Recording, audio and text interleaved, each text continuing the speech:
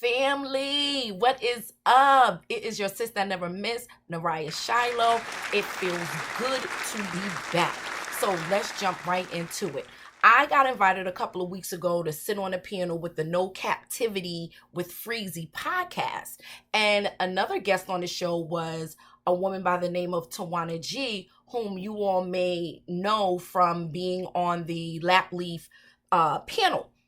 So during the discussion, the famous no man in a house rule conversation came up. You all know my position on that. I am very clear that I believe that that plays a major part in the breakdown of the Black nuclear family.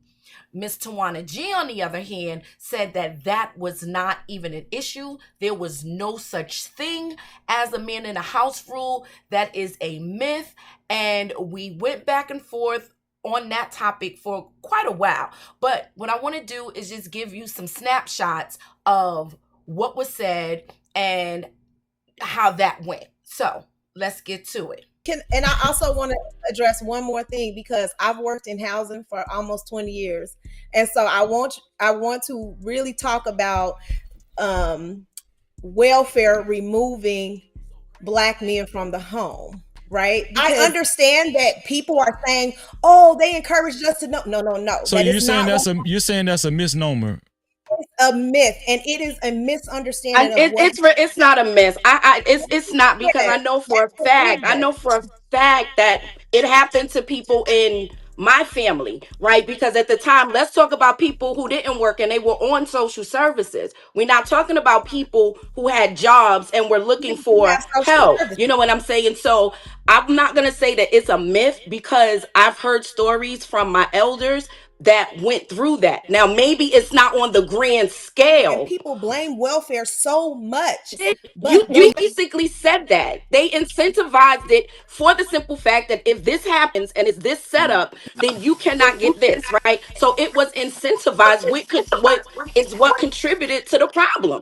And that's what people are saying. And like I said, I've talked to elders in my family who went through that. So when the only thing that you can say to me is what you've been told or read in paperwork, but I'm telling you the people who lived it said. So I'm gonna believe what people who lived it said. I'm not talking about what I just read in paperwork, right? I have studied. I have. That's reading. That's reading. But this is what I'm saying to you. You're saying it like that didn't happen. And it did happen. And again, maybe it didn't happen on the scale of how people are presenting it. I can say that, but you can't say it didn't happen, because it did. No. I have so much experience. There is no experience that compares to my experience. Okay. Did you hear that? Did you hear her tell me about myself and let me know? This is what I find so funny about Black women, is that they feel that if they say something with enough authority or a tone and body language, that you are going to buy into something because they said so. She did not pull any information. She did not quote any laws. She just wanted us to know that she worked in housing for 20 years. And there is nobody that knows more about this than she does. Even the people who live through it. It's amazing. You can't make this stuff up. But let's go look at some things and pull some facts and see if what she's saying with her 20 years experience is really true or not. The welfare department came to our home. They talked with my mother about moving into the housing project, but the stipulation was that my father could not be with us. There is no experience that compares to my experience, okay? They would put us into the housing project only if he left the state. So you're saying that's a misnomer. It's a myth. And the welfare department had a rule that no able-bodied man could be in the house if a woman received aid for dependent children. If a man lost his job, he's looking for work, he still had to leave the home. And there was even a night staff of men who worked for the welfare department whose job was to go to the homes of the welfare recipients, and they searched to find if there was a man in the home. You're saying that's a misnomer.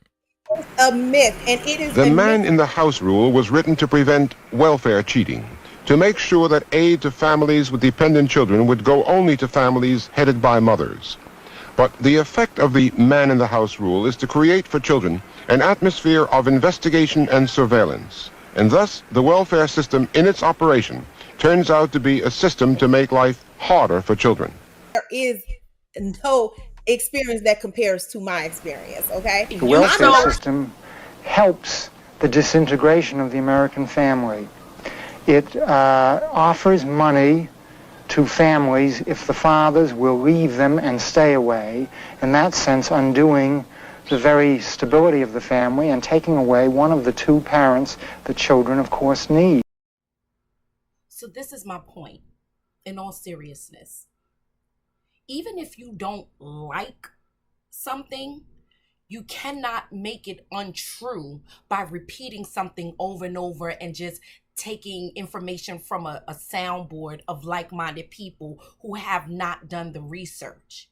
When women understand that we play a part in the destruction of our families, then and only then will we be able to make some leadway.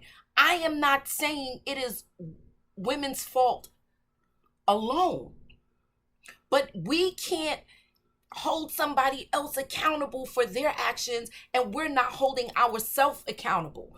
Once we realize what part we play, we fix us. Then it's up to the other person or people to fix them.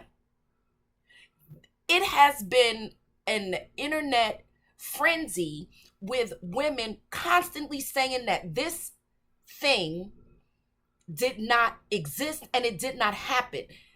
This was in 1973. I was born in 1974. So this was still in effect during that time.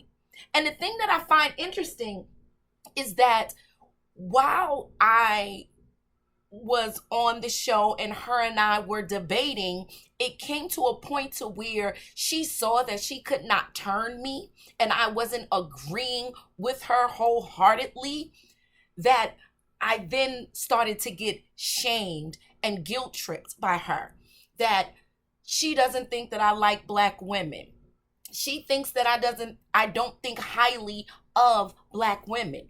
What does that have to do with what we are talking about? This mindset, I don't care how professional, how intelligent, how high you are up on your job, how many years you've been doing it. The mindset needs to change.